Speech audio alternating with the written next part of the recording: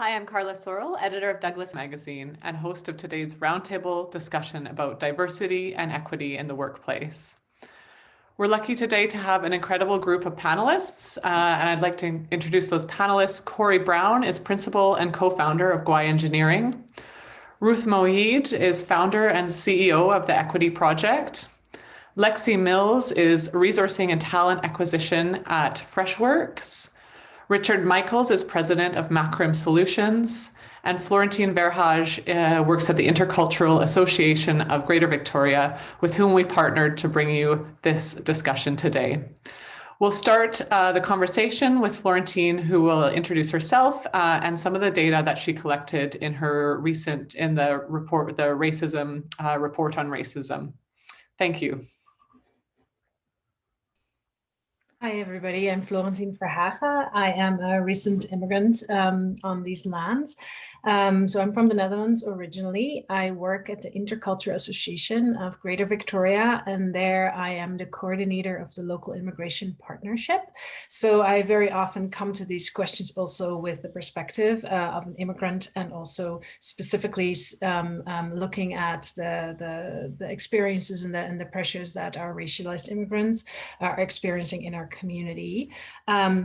So one of the reasons that I started talking with Carla about this type of engagement as a kind of first conversation on these issues in this kind of format is because at ICA, as the local immigration partnership, we have done a racism survey last year and a report that was published this spring on racism in the region.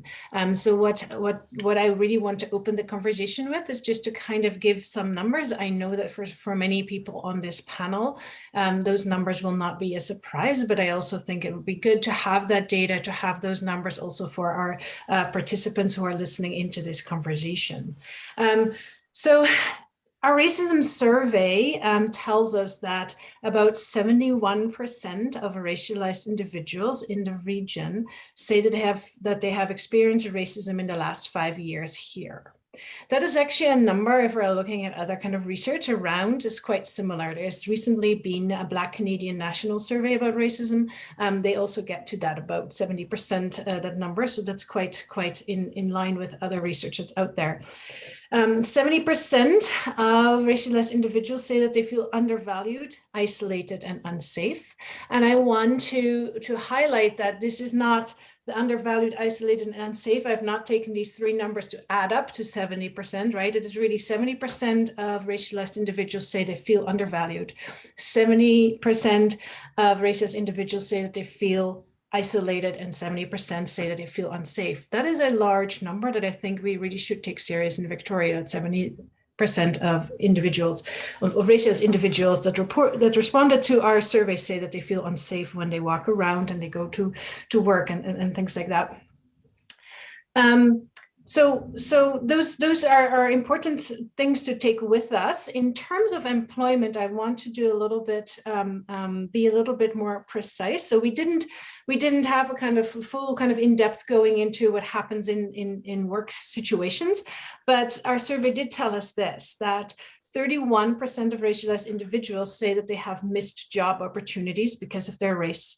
31% reported that they have been excluded from networks. 25% said they've missed promotions because of their race, and 16% said that they experienced unnecessary monitoring at the workplace. 34% of the individuals also said that they have not responded to any of these incidences because they fear that they might lose their job or that their job security is somehow compromised when they do something. So that is a pattern. Again, as I said, many of us who hear that, who either work in this field or who are racialized themselves, might not be surprised, but I think it's important to get that data. I want to add to that one particular insight that I recently read, again, from that Black Canadian National Survey. The Black Canadian National Survey, the initial report that's just been published, tells us that across all racial categories, respondents are more likely to indicate that they have been treated unfairly in the workplace than in criminal justice, education, and the child services sectors, right? So the workplace really is like the first there, right? So more likely than in criminal justice, education, and child services sectors, where we also hear that there's a lot of racism going on. That means, these report writers say, that the workplace is the epicenter of determinations of discrimination and fairness in Canadian society, which really also means, right, that so it might not be a surprise that the workplace is where most people experience racism, because that's where we spend most of our days and of our hours in our days. So it's not a surprise that that's where it happens.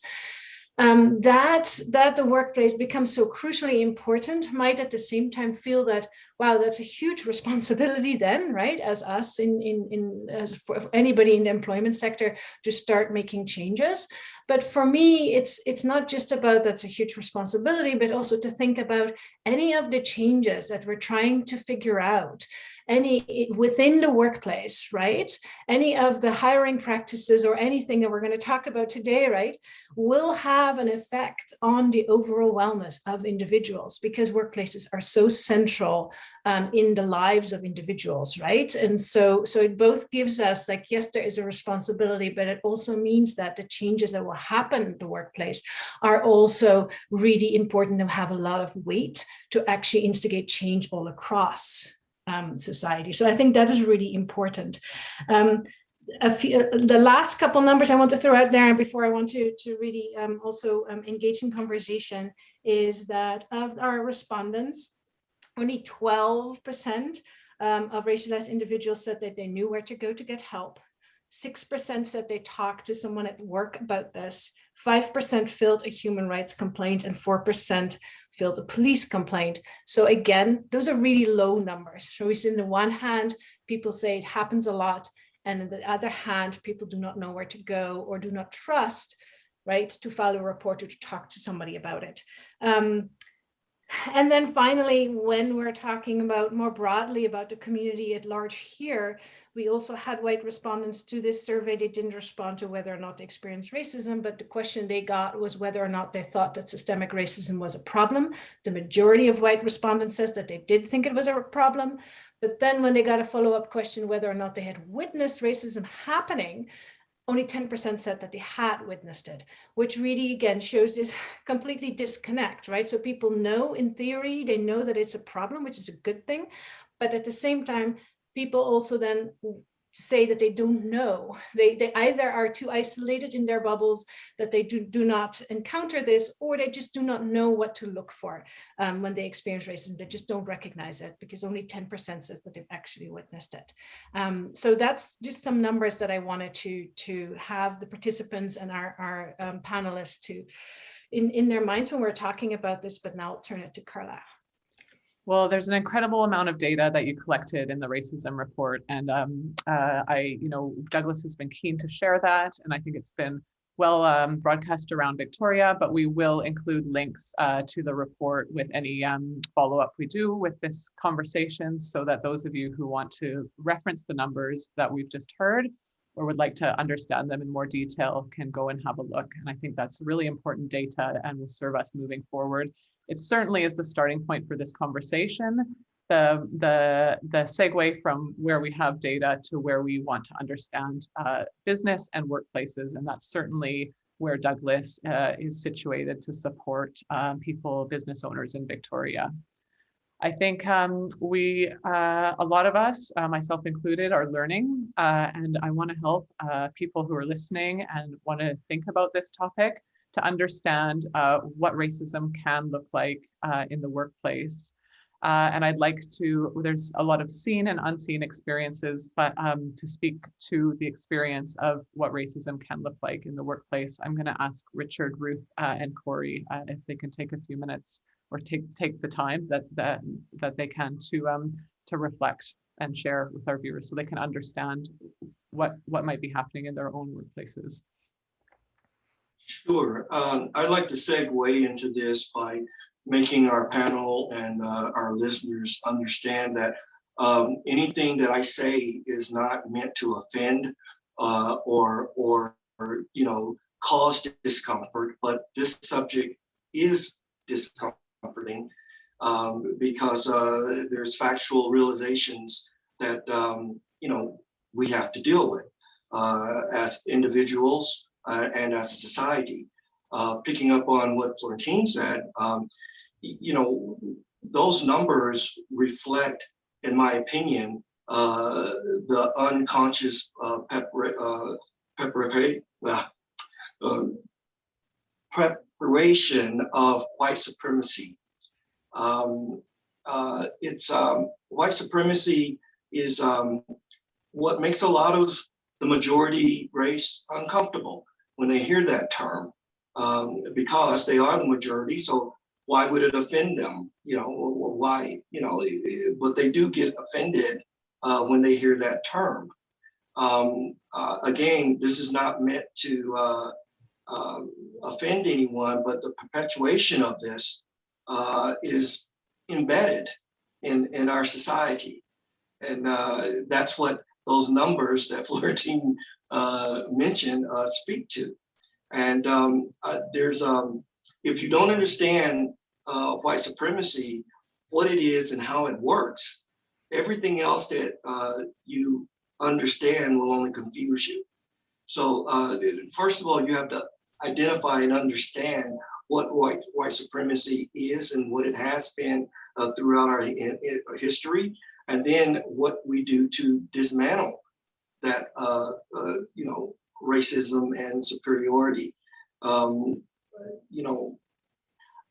Ideas that in the workplace, ideas that perpetuate racism are internalized through racial superiority, through to Black, Indigenous, and people of color, with inferiority mechanisms that are just a part of the culture. Again, an unconscious culture in a lot of situations, but in a lot of situations, very much so, a very conscious, realization of what's going on. So, what does that mean? Well, for a person like myself, personal experience, and others, people of color, we feel like we have to work twice as hard. We feel like we have to be perfectionists. There's a feeling of standards that are placed on us that we feel aren't equal to our majority counterparts. And what happens with that is, there becomes a defensiveness, and it's a fear of, within ourselves creating conflict, and we don't feel like we have the right to comfort within our working place. So this was all brought up, I won't say last minute, but there's a lot that goes into this. And personally, I'll just quickly share a personal story of mine. I come initially from a hotel background. When I came to Canada, and I've been here over half my life. I've been here for 34 years. So I've been here for a long time. I came here very young, but I've been here for a long time. And my first job situation, looking for a job, really was an eye-opening experience for me as a young Black male. I came with a degree. I came with a hotel management background. I was a department head from the States down south, and I could not, with my qualifications, get a job. When I arrived in Vancouver, I put in resumes at every hotel, motel, everywhere, and I just couldn't get hired, and I did not understand why. So I went to an immigrations lawyer, or I went to immigrations, and I asked what was going on. I showed him my resume and asked him why won't anyone hire me? And this is a story that not very many people know, but we're keeping it real here. So, and this is for learning and understanding. What I was told by an immigrations officer was if you tell anyone what I'm about to tell you, I'll deny it in a court of law. That's what he told me. And then he told me that when I crossed the border as a young Black male, I was categorized. I was either a musician, a drug dealer, or a pimp. This is what the powers that be told me, okay, when I came here, right? And so that opened my eyes big time as to, you know, racism, because even though I was from the South, I had always been able to achieve my goals down there, you know, because I planned to accomplish my goals and I got to where I wanted to be. So the truth of the matter is my first stint of racism, true racism, happened on the economic front, and it happened right here in Canada. Okay, so that's my reality. Now, me, I'm a guy half full type of guy. And so once I learned what I was dealing with, I made a change and I went into entrepreneurship, which was, it was a godsend. It was the best thing that could have happened to me, because, you know, you just can't hit walls and keep hitting the same wall. You have to adjust and adapt. Now, I'm just speaking for me right now. Okay, so that sent me on a journey of opening my own businesses and getting to where I am right now. So I'm going to leave it there, okay, because as I said, there's a lot to unpack here, but that's a bit of my story, and we can get more involved as the discussion goes on. Thank you. Thanks, Richard. That is incredible kind of insight to share, and we really appreciate it. Ruth, would you mind carrying on? Sure, but I just was wondering, Curry, being someone who's really on the ground and you're closer to the owners of this land, I just was wondering, Curry, if you would like to share first. Sure. Yeah. I mean, that was definitely a valuable discussion. I can offer my perspective, I guess. I mean, I've been pretty privileged to be able to start my own company. So I'm kind of coming at it from a manager's perspective, but also somebody who does self-identify as an Indigenous individual. So for me, it's not so much from a company level that I witness racism, but I kind of experience the inequalities for First Nations communities pretty constantly. We work with a lot of groups across the province, obviously working on a lot of infrastructure projects. So we do kind of see the neglect and poverty on a daily basis. And I guess to provide a little bit of context for my background, I mean, when I started school 15 years ago, I was working with my nation to get funding and go through the post-secondary programs, and they told me that out of hundreds of students in Gwaii, I was the first engineer to apply for funding out of thousands of people in Gwaii, which was a pretty big shock to me at the time.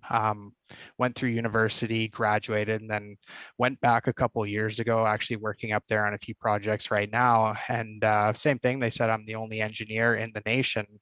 And once we got to know a lot of communities kind of across BC, that's pretty commonplace. We're starting to see more Indigenous representation in sciences and engineering in the last kind of 5-10 years. But when I first started, I mean, it was few and far between. So when I started my company in 2017, that's kind of one of the values that we set, was to create somewhere where we could build up Indigenous professionals, we could build capacity with nations, identify people within communities who had interests in sciences, mathematics, engineering, push them towards careers, get them to job shadow us, and essentially just create a company for Indigenous professionals working for Indigenous communities. And that's kind of where I came from starting the company. And as Richard, you and I talked beforehand, I don't necessarily have the same perspectives that you just listed. And that's just the reality of my situation. I'm not going to deny that. I don't necessarily, like you say, that 70% number. I don't fit into that demographic. I'll be honest about that. I think the biggest thing that stood out to me there was that 10% number of people who actually acknowledge or witness racism happening within their companies or with colleagues or employees. And I think that kind of just shows inherent bias for people. I mean, not necessarily coming from a bad place for a lot of individuals, but it's just something that we're kind of pre-wired to. And if you don't deal with that on a day-to-day basis, you're not necessarily going to pick up on that. So I think for me and for this panel, I think the number one thing I was kind of interested in when I was asked to do this was getting the perspectives of other companies around Victoria and other professionals who actually do deal with this on a day-to-day basis, and use that perspective to improve our company and kind of improve our values, and just whatever I can do as a professional to force change. You know, thank you very, very much for that, Corey. And I was listening to all of that and going, can I borrow that and just paste, like just copy and paste? Similarly to yours, I've had a mixed bag of experience.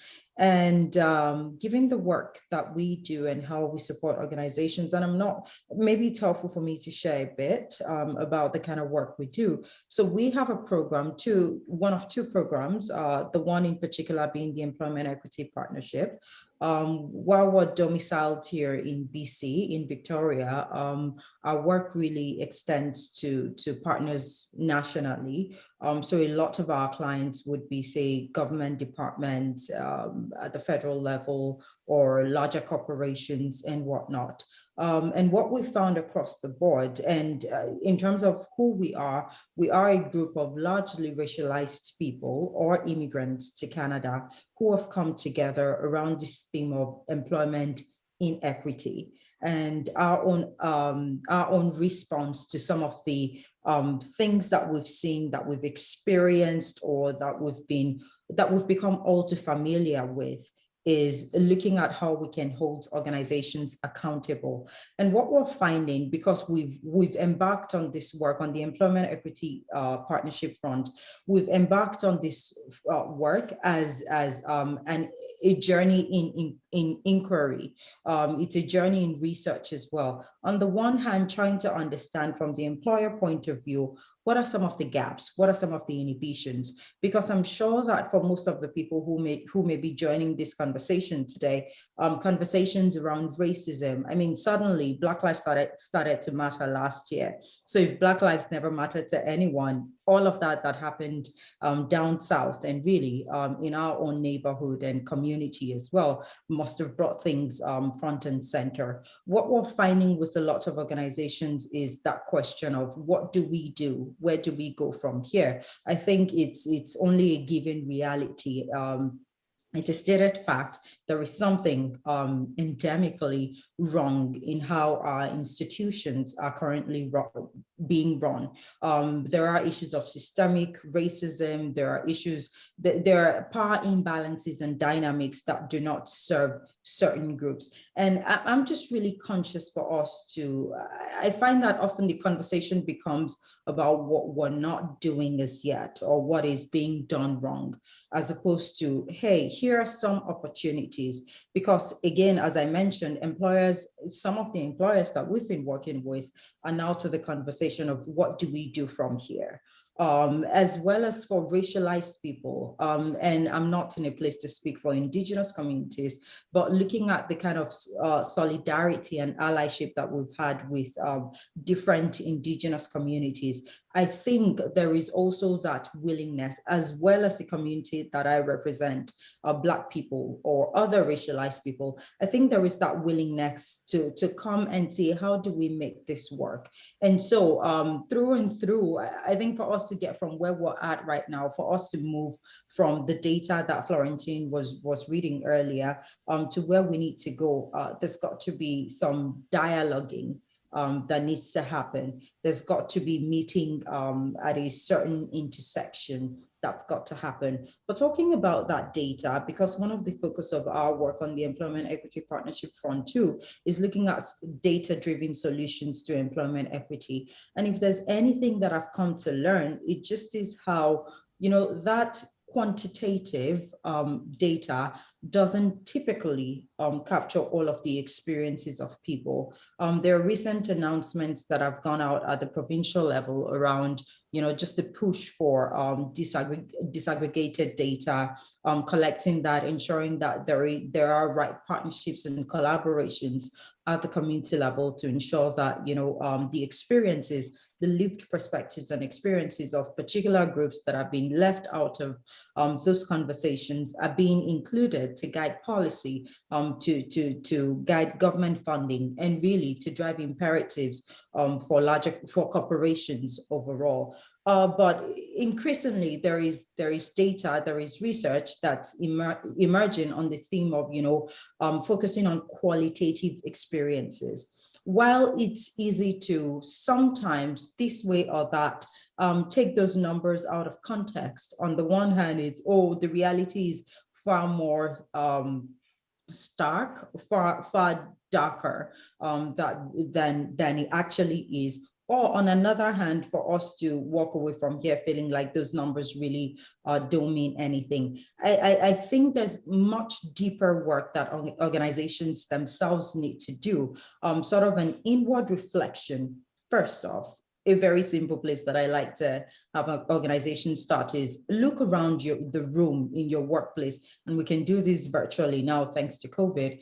Just look around. When you call a meeting, when you think about your staff, who is at that table? And then you want to ask the question, why or why not?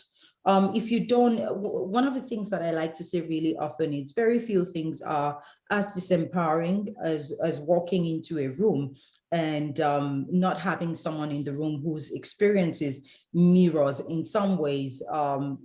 If it's someone from my community, someone who looks like me, or if it's someone from, say, Curry's community, for instance, or whatever other equity deserving groups we're talking about. But then again, we need to do that critical work first of understanding the why or the why not. Certain groups, certain voices, certain experiences may not be represented. And that's how we can start to answer the question of how we got to those numbers. Because again, I just would not ever want for us to get stuck on the everything that's wrong with where we're at, as opposed to trying to find ways to move towards what needs to shift. That said, I recognize the need for us to name it. I recognize the need for us to call it out. And then the question becomes, then what next? Ruth, Corey, and Richard, you speak so eloquently and in such detail about your own experiences and about thinking about and giving time to individual experience. And I thank you and appreciate the insight that you've just brought to the table. I know, Ruth, that I understand that please correct me if I'm wrong, that you've done some work with FreshWorks in terms of looking at how FreshWorks approaches their own approach to hiring and changing their hiring lens to broaden the scope of what they look for. I've always been really impressed with the work that FreshWorks does in terms of really looking at broadening the scope of what experience they're able to look at. So I bring the question, I think people are limited and often fall back on looking at a certain kind of experience. And I think we've heard that in what some of you have just been saying. How can we help, and how can you, Lexi, I wonder if you could talk a little bit about the process that you underwent with Ruth in changing the way that FreshWorks looks at people's work experience from outside of this region or outside of this country, and how you understand and value that experience when you're hiring. Thank you. Hi, Ruth. I didn't get to say hi earlier. It was such a pleasure to connect with you a couple of years back now, and so nice to see you again. So I can start off by saying FreshWorks is in a place of privilege and understanding what it means to have diverse backgrounds on a workforce, because our two founders, Sam and Rohit, are immigrants to Canada. And so they are coming already with their experience of having gone to school in India and then moving and, doing their continued education here, and then going through all the trials and tribulations of starting a company. And so when I was new into my career with FreshWorks, I had, again, the privilege of working alongside somebody, Rohit, our COO, that I'm in this group of leaders where their backgrounds, if I saw on a resume, would be outside of Canada, of course. And so we've really taken that into all of our hiring processes. So I think one of the pieces that I like to talk about, and maybe we have some people in this call and the attendees list that are your employers and you're new to starting a hiring process, and that can be daunting already. So I can share a little bit on what FreshWorks does and happy to answer any further questions. I think a really great place to start is in job descriptions, not looking at qualifications and not having a education section. In tech especially, there is not a need to have a bachelor's degree or a master's degree. We at FreshWorks don't care if you went to a boot camp, if you're self-taught, or if you have education from another place around the world. And so we've completely removed that as a barrier to entry to being considered for any of our jobs. What we've also done, and if you check out our careers page, we've only done half the job, so just going slowly but surely. We're actually looking at not having job descriptions where they have a list of qualifications that have need to haves, you must have X amount of years of experience in order to apply, but rather having job descriptions that actually highlight goals that are goal-based. So you should apply for this job if in the first month you, with some training, will be able to accomplish X. And in the first 90 days, you'll be able to accomplish X. And within the first year, you'll be able to accomplish X. So that's a small move that we're making within our job descriptions. A second piece within our hiring process is having different steps that are going to remove barriers to all different groups. And so in our process, we have our first conversation, which is over the phone. So it's not face-to-face whatsoever, phone conversation. Next, it would be a video call where you're interacting with two members of a team. And as much as possible, we always try to have two team members so that they can, check each other on their potential biases. In the third step, we have not just a conversation, but we have a skills assessment. So it's not based on what is on your resume or the years of experience that you have in order to assess if you can do a job, but rather this is a direct parallel to a task that you would be responsible for if you were to join our team. Do your best in showing your work. You have, a week's time to accomplish it so that you can work within your own work schedule and your family schedule, and making sure that it's a process that works within your own life. And being able to take a project, go back, do your own work, and then bring it forward and actually talk through your thought process and present it to a larger panel. And we always make sure that within the panel, we have, one or two members of the leadership team. We have, whenever possible, a female on the panel as well. And really just looking at having different, a diverse representation on that panel. And again, having a culture that's really open to calling each other on our potential biases in the first place. So I know none of these are mover and shaker kinds of processes that we've put in place. Definitely happy to be questioned or talk further about any of these steps. But this is kind of baseline, a couple pieces that we put in place. Well, Lexi, that's some really, really interesting advice. And I might not be, like you said, you might not be the first people doing that, but I think you're already changing what is the norm and the traditional. And I wouldn't say that I don't think the majority of businesses have turned in the direction you have, especially with some of those examples of what you're listing and not listing on the job requirements. So, congratulations for making those brave changes and starting to rethink how you look at people. Richard, I was wondering, given the experience you had arriving to Canada and, you know, feeling, as you said, switching or shifting tracks to entrepreneurship because of your own the own start, or like the lack of support to start and be recognized in an industry where you had history, experience, traction.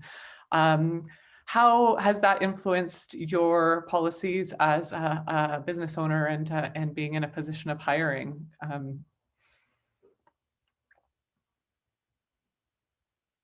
Oh, you're on mute. Sorry, Richard, you're on mute. All right. It's affected it greatly in my mindset. I think that from the age of the people that I hire, from the ethnicity that I hire, you know, I think that business, big business, can learn a lot, and government can learn a lot from small business, especially small marginalized businesses. I've learned a lot in the sense that I recognize, and I use this word with Amanda. It's a word that I came across through another forum, and it just spoke to me. And that word is allyship. Okay. I think that if positive change is going to take place within the workplace, we can have people that we call our colleagues. We can have people that we can call our friends. If you're from the marginalized community. But if those friends and colleagues aren't your allies, okay, then you're exactly at your status quo.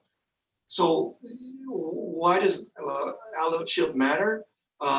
It creates a more inclusive working environment, and allyship promotes empathy. Okay, workplace allies encouraging inclusion by listening, advocating for and amplifying the voices of marginalized employees, as well as educating others on the importance of allyship.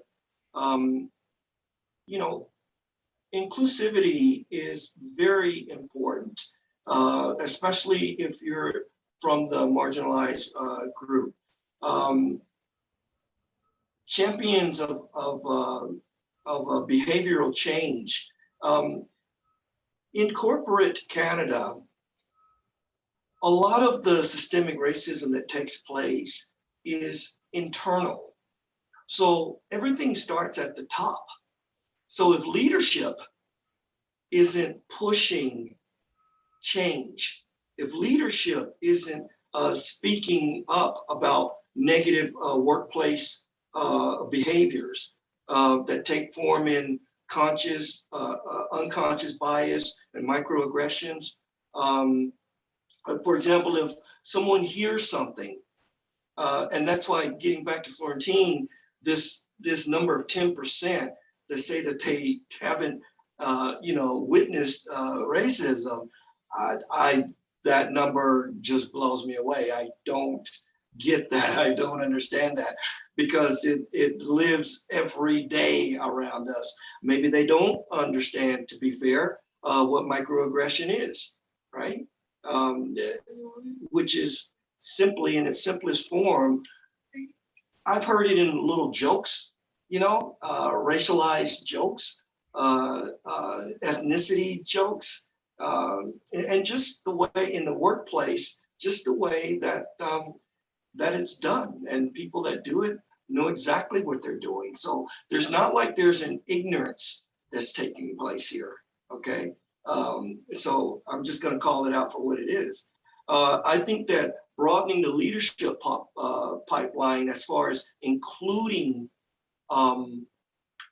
marginalized people that work in the organization, lifting them up, being their ally, when you hear something, say something, just don't be sitting, and this is for everyone, not just the leaders, But if you really want to affect change, just don't sit by and let someone make someone feel uncomfortable. And the worst thing is to just say nothing, because that means you accept that behavior. So an ally is someone that's not going to allow that to happen. An ally is someone that's going to step in and step up instead of just sitting back and watching it happen. I think that when you boost engagement and you get employees, you include them and everything, and you can show up at a function, because you can be an ally and you can, be all DEI, but you can still be not included. Okay, DEI is a label. So an example, you can show up as an event where the majority is there. I'm always at events where the majority is there, right? And the thing that I've learned, especially through the Chamber of Commerce, is that you have to have an outreach, right? Okay, if you're a marginalized person, indigenous, person of color, Black, LTGB, if you're different, if diversity is you, if you show up at an event and no one sponsoring that event has someone there, an ambassador of sorts, that is going to meet you, greet you, show you the ropes to the event, introduce you to people. That's the part where you're included, but you're not included, right? So you're just sitting there, standing there. Nobody's coming to you. Nobody's saying anything to you. You're new to the event. And that's why the chamber itself, I think, has done a phenomenal job in how they do things. Yes, like every organization, they can do things a lot better, be a lot more effective. But I use the chamber because that's what I'm a part of, and that's what I notice. The same thing with the Rotary Club. I'm a part of that. So organizations have to learn that just because a person of color joins an organization or comes onto your firm, and instead of looking at like, see, we got one, don't talk to us about diversity and inclusion, we've got one, right? No, that's not it. It doesn't stop there. You have to feel, I have to feel, a person of color, LTGB, disabled, you have to feel or be made to feel like you're included, really included in the process. And that's something that it sounds very basic, but corporations drop the ball on that day in and day out. Understanding what we're doing right now, having this conversation, allies seek to understand you and your story, right? Listening, gives way to breaking down barriers. The majority population, especially in the workforce, and it starts with leadership, in my opinion, should make it an intentionality to lift up and include with conversation, ask questions, how they're feeling about, where they are. Are they having any issues, with the way the organization is running, how they're being treated? That's not singling them out and giving them special treatment.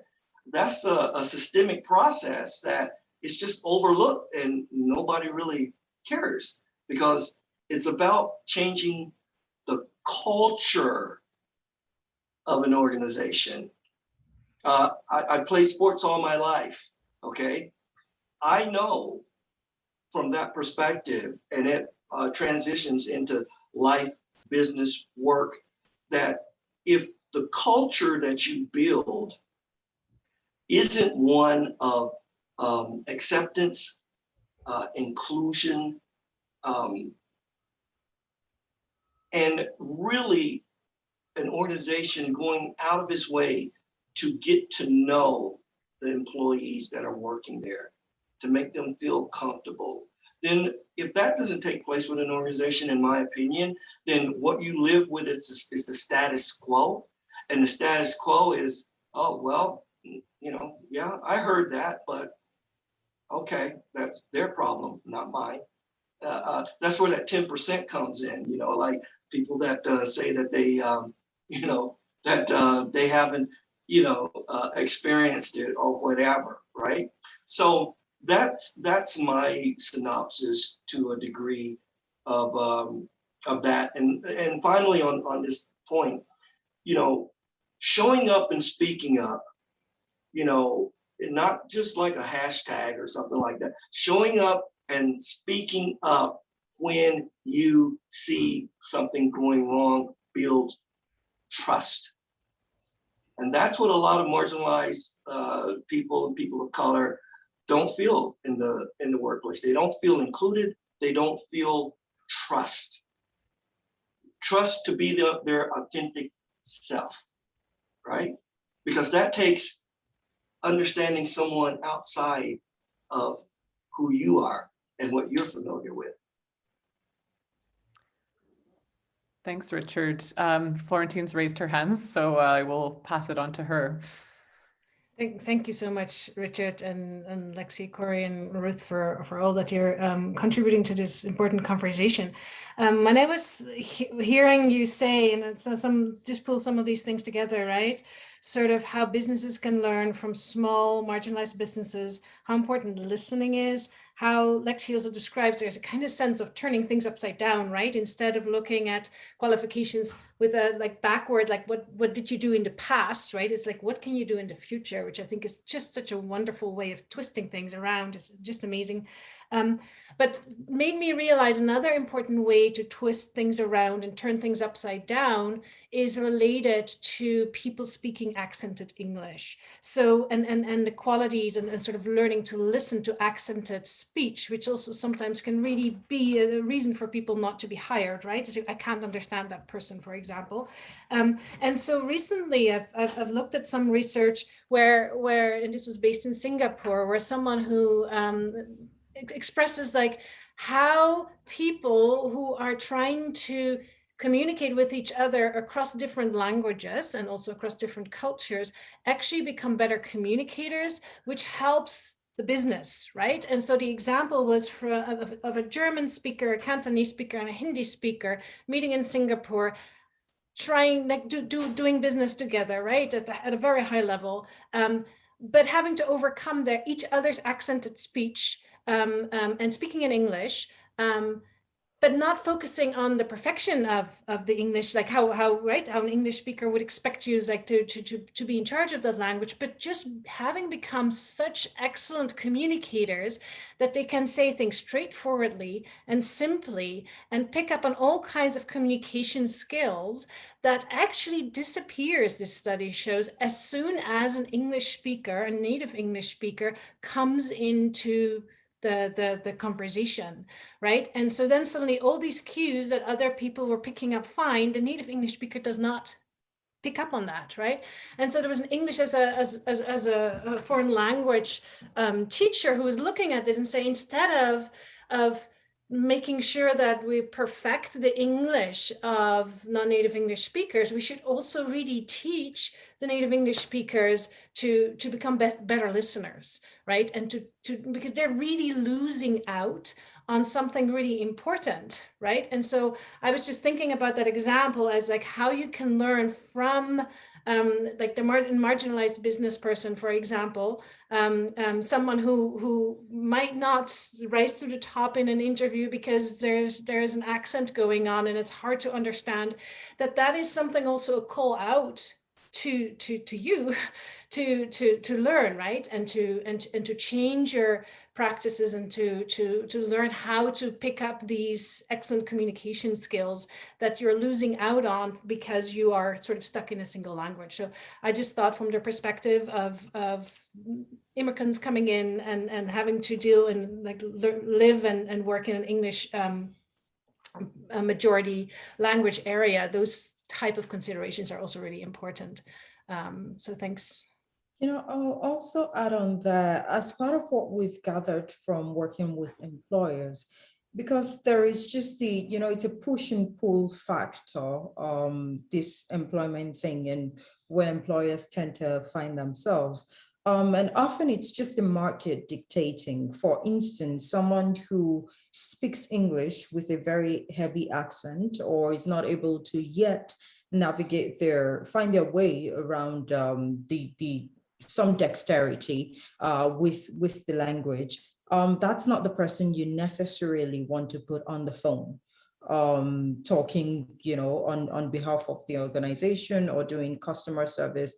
But there are instances where just the nature of the work in itself, that kind of, I'm not sure, it just humanizes the workplace in some ways. All I'm saying here is when we understand that there is work to be done, whether it's on the side of the racialized person or the newcomer who's trying to understand a new culture and find their way around it and find where they belong and come to that place where they can say, hey, I feel included in this space. At the same time, there is work for organizations to do, but I don't want to leave it as that in such a way as makes it vague, as, you know, it's something that's so huge that we can't start to take baby steps. Some of the baby steps that I've seen organizations take is, for instance, creating a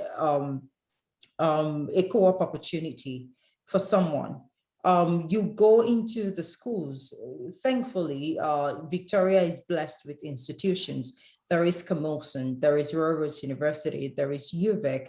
Go to those schools. There are young, brilliant minds that are just waiting for opportunities to contribute or opportunities to be recognized. And yes, maybe you won't be employing someone who's just come fresh off the boat from Nigeria as your director of communications or, you know, community relations or something of the sort, but just maybe they're able to come in as the intern where you're making that investment. And there are all sorts of government fundings and financial support available that employers can take advantage of. And of course, there's got to be some, you know, there's got to be some chipping in on the employer side as well. But all of this to say that there's got to be that onus in investing, in contributing something. And to the example that Florentien just had, often it's so easy for us to focus on what is lacking, what is missing. This person doesn't bring Canadian experience. That's another thing that I found that, you know, employers use as a barrier. And sometimes it's not because they want to necessarily, again, just the market being what it is. And in some instances, it's just because some people just can't get past themselves. With the giving someone an opportunity, entry-level opportunity like that, you're helping them in terms of their trajectory. Maybe this is you even preparing them for something more. With this, someone does an internship with you, it's time bound. Maybe you're not paying them, you know, the full pay as you would a staff that's permanent or something, but they're able to come out of that with some skills, knowing how the context works.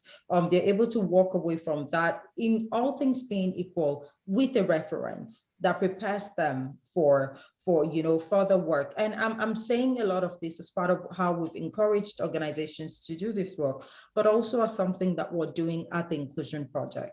So we've had to take on some newcomers. I mentioned at the beginning, a lot of us all of my team, and was scattered across Canada, we all work from a place of lived experience, as mentioned, whether as immigrants to Canada or just racialized people more broadly. We know what that journey is like. So what we're doing is, yes, maybe we're not able to bring you on board right away as a project manager, or we're not able to bring you to the front lines where you're talking to clients or anything of the sort, but you can do administrative work. You can do some finance work. And we can keep that rotational, where after a set time, you're then able to go on to an organization, we're able to refer and say, hey, this is someone who's gone through our process. We can vouch for this, and that. Here are a few other areas that this individual could learn a thing or two. And that's a system that we're finding that is working. A number of organizations are starting to adopt that as well. And that's something that I will totally encourage, that as employers are looking at what baby steps, what initial steps can we start to take. And I say all of that also mindful that it's going to cost you something. I would also, if I get a chance later on, to want to speak to some of the themes that Richard was mentioning around tokenism, around, you know, having that one racialized person, and here you've checked all the boxes. Now you are suddenly inclusive, and just how far that is from reality, and also the power in allyship and solidarity. If time permits, I would want to share a bit more about that too. Wonderful. Well, I know we're going over time. I'm happy to spend a few more minutes or a little bit more time. I don't want to ask too much of the panelists, and I see some of our audience is dropping out, which is absolutely fine. We'll have the recording available for people who want to watch. And we think this is important for people to be able to come into this conversation at any time, not just those who are here with us today. So Ruth, if you'd like to speak to those points, I'd be happy to do that. Given our panelists, feel free to pop out if you need to go at this point. And then after you finish, I would love, Corey, to ask you one more question to speak to your experience of hiring Indigenous engineering business, and just to talk a little bit about, you know, I know your experience of there weren't many other Indigenous engineering students, so I'd be really interested if you could just touch in on how that affects your, how that's changing, which you talked a little bit about, and how that affects your own hiring process. So if everyone's okay, I'll let Ruth finish her point, Corey ask you that, and then wrap up the conversation for today. I think we all acknowledge as a panel that this is a much bigger conversation, and it's an ongoing conversation, and a conversation that our panelists and Douglas are committed to continuing. So today's a part of that bigger picture. So I'll give it back to you, Ruth. Thank you very much for that, Carla. And I'll try to make this really short. So I will be out right after that myself. But just on the subject of tokenism, just echoing some of the things that Richard already said about how very often there's a band-aid approach that organizations want to take to this. And what you just said to Carla, these issues are so complex. I don't know that there's actually a finish line. Once you feel like you've gotten to that point, then there's a problem. All I'm saying with that is there is more work to do. It doesn't just end with, you know, having that one racialized person, having that person who is the poster person for equity and inclusion. It's about true representation here. You want to ask yourself, when it comes time to make decisions within the organization, how are their own experiences, how are their own voices represented? When it comes time for promotion within the organization, because very often we've found racialized people who, you know, you go through all of those hurdles and you get your foot in the door, and it's like you're expected to be eternally grateful that, you know, you're allowed here, you got into the big boys club, or you got into whatever the predominant club is, as opposed to, hey, this is a place where we're eager, we're hungry to learn from you, and we can co-create together. Tons of research speaks to how, diversity at the end of the day improves the bottom line for organizations. What I'm saying in essence is, as you're rethinking who's on your team, how you can create more inclusive spaces, please do not get to a point where, it just stops at the level of diversity. Diversity is just a natural fact for your organization to survive, for your organization to compete in today's reality on a global scale, even though we're acting local or anything of the sort, for your organization to meet for your organization to thrive, essentially, diversity has to be just the norm. But then we need to go from that to ensuring that there is true inclusion that is not tokenistic, that is not using power in such a way as to just continue to oppress the experiences or voices of certain people. And on the bit on solidarity and allyship, one of the most refreshing things that I've been seeing come out in more recent times is with communities that are being collectively marginalized, just seeing how there is more collaboration coming through and through. So for instance, whether it's Indigenous communities and newcomers to Canada, we're finding a lot of newcomers are wanting to learn more because the information is not available at your fingertips. They're doing some work themselves to educate themselves. So there is that solidarity, there is that allyship that's happening, but also within non-racialized communities as well. We're seeing people stand up, speak up, and voice some of these realities. There's a research that Edelman did recently. It's called employee activism, and it's just speaking to how the push for change is not just staying at that top level. It's not just in the hands of the CEO anymore. Employees themselves, the community within organizations are pushing for something's got to shift here. And until we start to pay attention to those, we would only stay at the level of the status quo. And that's very much unlike what opportunities exist when we come together, whether as people with lived experience or as people with allied experience, to build something together that is truly inclusive and reflective of the communities that we want to see. And by communities, I mean workplaces as well, the contexts, the environments that we want to see. Great, thank you, Ruth. Corey, would you be happy to spend the extra time and just speak a little bit to your experience and your hiring and what it looks like to supply and find and encourage Indigenous people to get into engineering? Yeah, absolutely.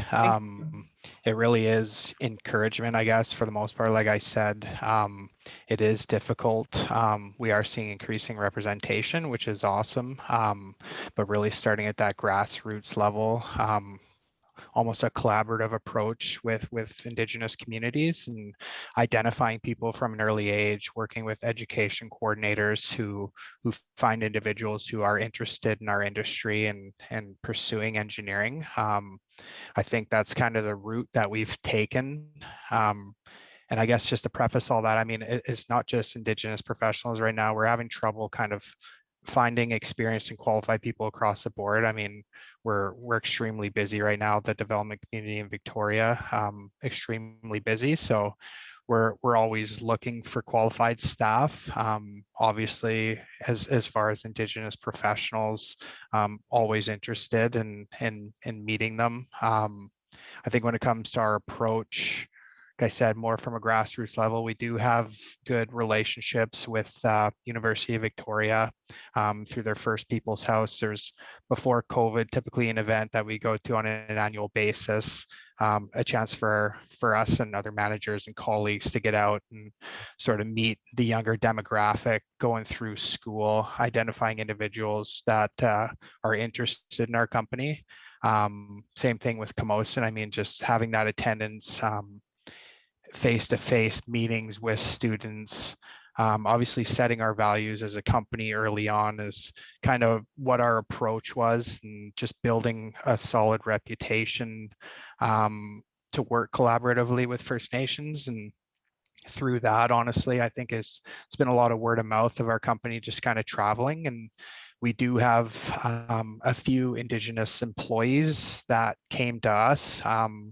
We didn't really seek them out. They heard of us through one way or another, gave us a resume, obviously very interested in what we did and what we had to offer, interested in the type of work we do and the communities that we work with. So that's for us really just as engineers, maintaining and building that reputation, doing things collaboratively, doing things properly. And it just kind of spreads that interest in our company. And then always kind of maintaining contact with community, really. Like it's obviously an endeavor. It's going to take years. I mean, I started 15 years ago. I've been doing this for quite a while now, and we are seeing more representation. So I think in the next 5-10 years, I'd love to see other companies like ours kind of take off, other Indigenous professionals across Canada starting their own firms, kind of giving a nice corporate place for other Indigenous professionals to feel respected, to value their work. I think that's kind of my long-term intention for our hiring.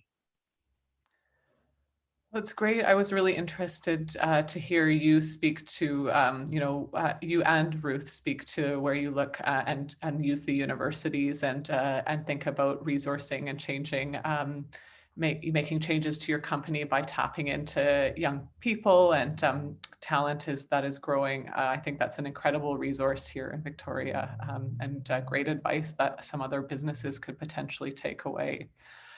I want to thank the participants of this conversation who have stuck with us. Everyone in the panel reiterated the role and value of listening around these kind of conversations and to grow and find new ideas for your own businesses. So thanks to those who have been here today and kept listening.